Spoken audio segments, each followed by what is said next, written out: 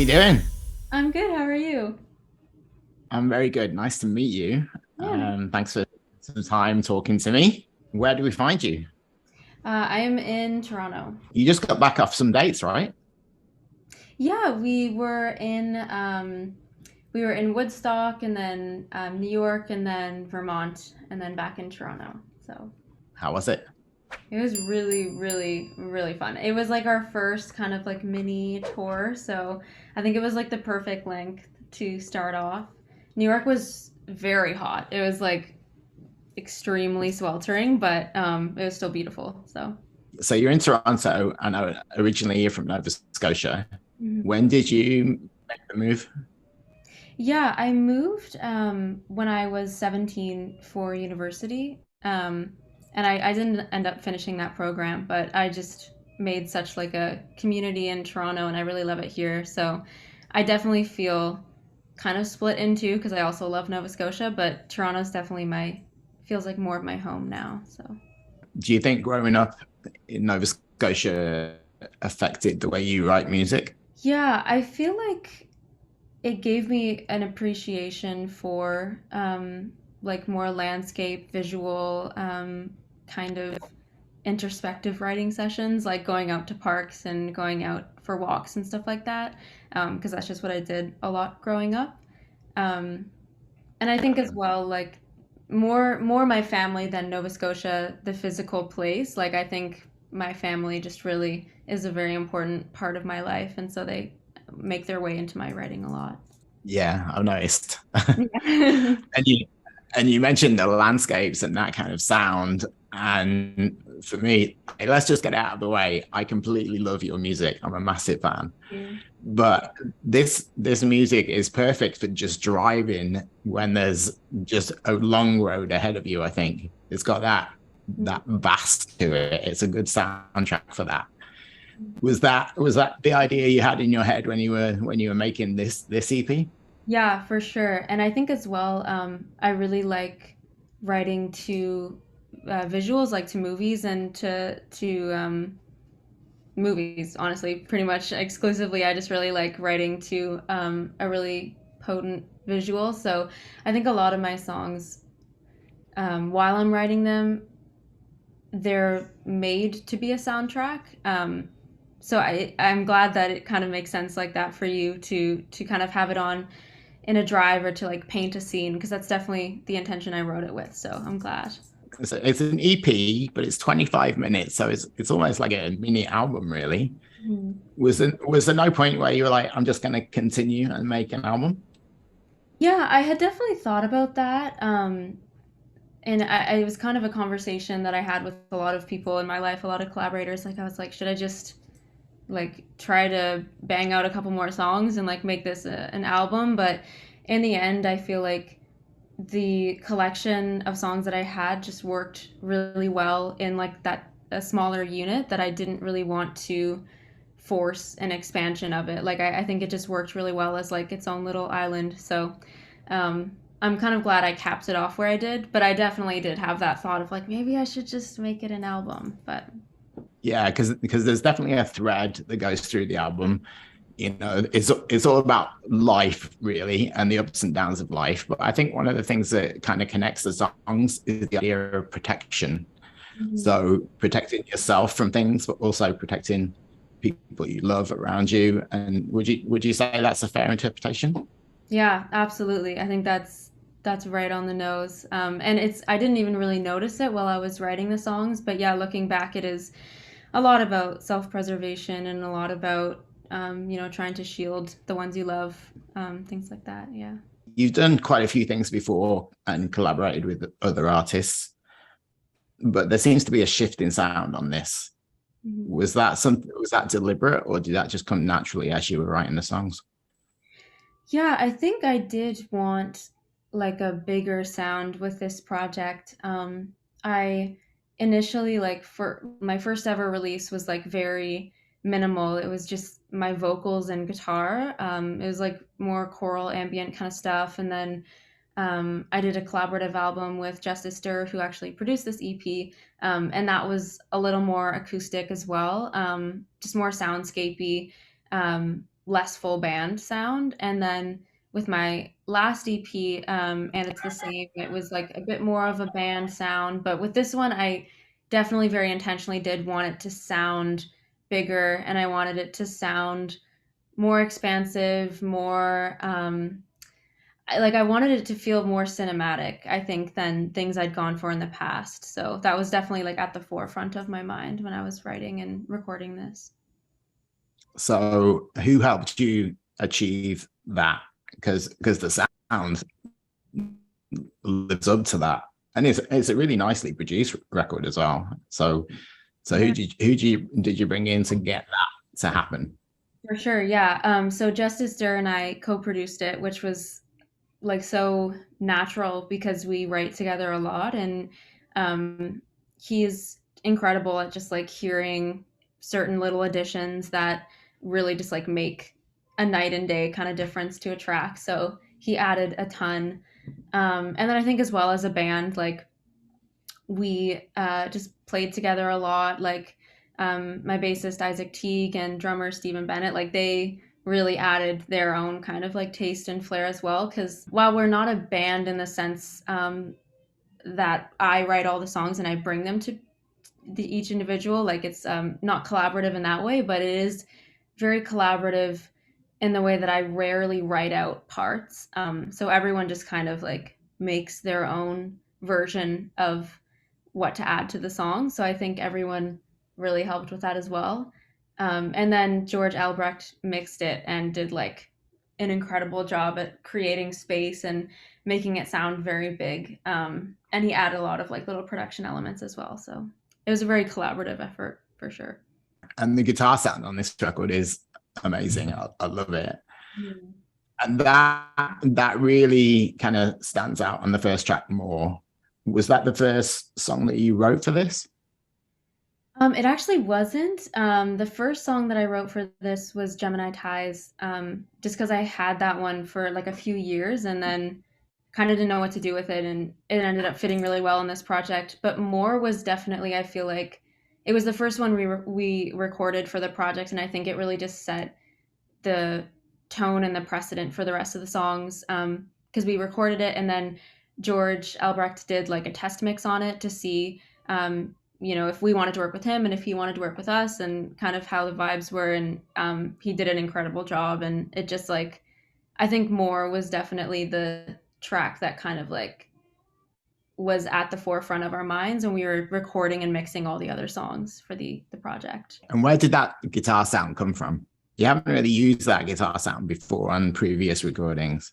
Yeah, it definitely came from Justice and I talking a lot about different approaches, and um, I've been getting a lot more into like kind of more shoegazy kind of guitar sounds, and so is Justice. So I think we were trying to approach it from that angle of being a bit fuzzier, being a bit more ambient, but also being really present. And that's something that I also try to do with my vocals, because I love a shoegazy kind of ambient track, but I also really like the elements to be still fairly distinct. So I like still being able to hear all the lyrics and still being able to really distinguish a guitar line. And so we kind of talked about it, and then Justice just like went off and did his thing. So it was mostly his brain that did that. So you mentioned the lyrics, and you also mentioned Gemini Ties, which being the first track that you had. Mm-hmm. And this is about your brother, mm-hmm. your twin brother. Mm-hmm. What does he think of it, first of all? Yeah, he really, really likes it. I actually sat my family down and like had like a little EP playing session before it came out, which was really special. And yeah, we hugged and he teared up. It was very wholesome, very sweet. And I was definitely nervous. Like I was much more nervous to show it to him than anyone else, because it obviously, it's about him, and it would kind of suck if he was like, like meh on it. But yeah, he loves it. He thinks it's really sweet. And I think he feels similarly towards me as well. So it kind of makes sense. And I have to ask about the last song on the EP, which is For Keeps. I think people are very deliberate about what they put as the last song on any record. So why is that the last song?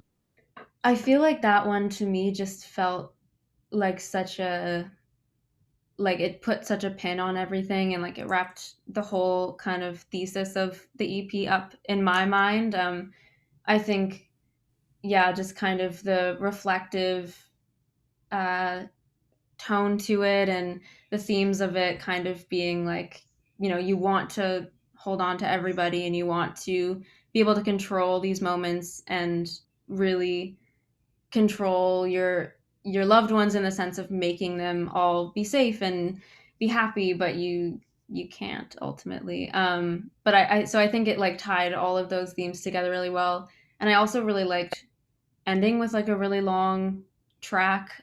There's something about it that felt, it's like if you make it this far, even though it's not like a long project, but it's like if you make it to the final track, then you can stick it out for 5 minutes. So Yeah. yeah, it kind of made sense.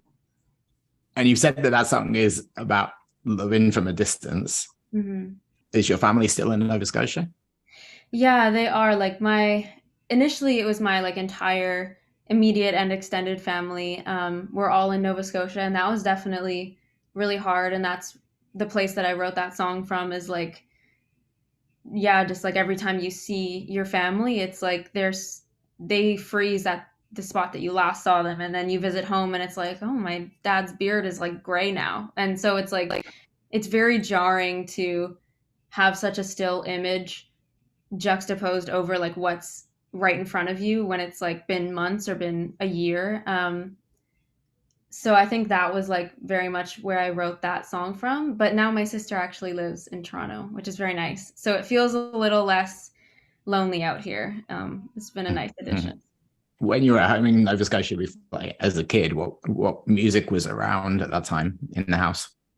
Yeah, my grandfather on my mom's side just played a lot of music in general. Like he'd play the fiddle and we'd all kind of dance around in the kitchen, and he played guitar a lot, and piano. Like he was just kind of one of those people that never took a lesson in his life, just like had a very natural inclination towards music and towards playing. And my mom would sing a lot and play piano, and she really liked kind of like 70s folk, like Simon and Garfunkel and Joni Mitchell and like that type of vibe. And then my dad had, I was actually talking about this morning. He has such like a strange dad rock taste, because he's not like a Beatles dad or like a classic rock dad. Like he was very into like My Chemical Romance and like Blink 182, like Wow. just, yeah, like really alternative, like pop punk almost, which is just like I love him for it.